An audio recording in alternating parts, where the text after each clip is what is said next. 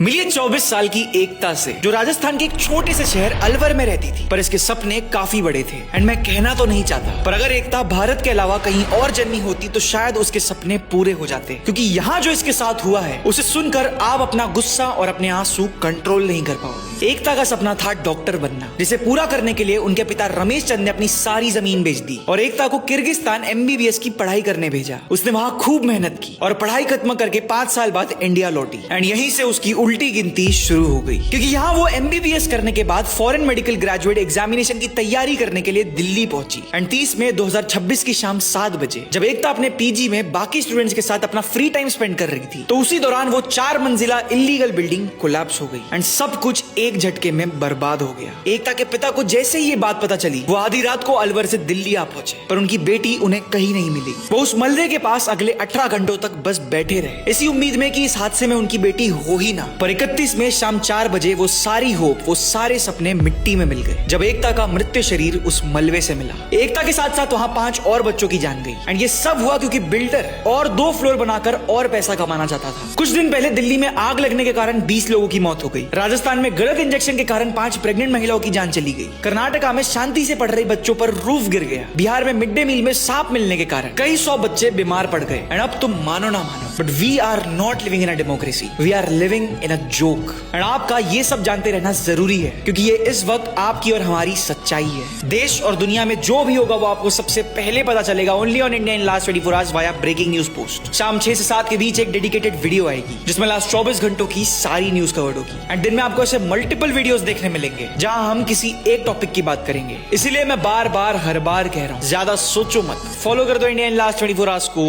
अभी के अभी।